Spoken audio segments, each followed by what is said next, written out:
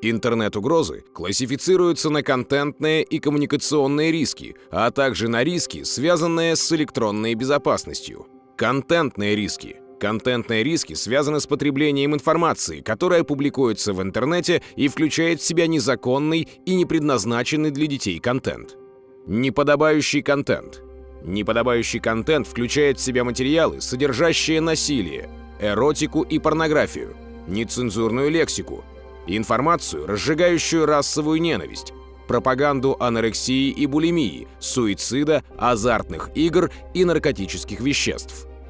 Незаконный контент.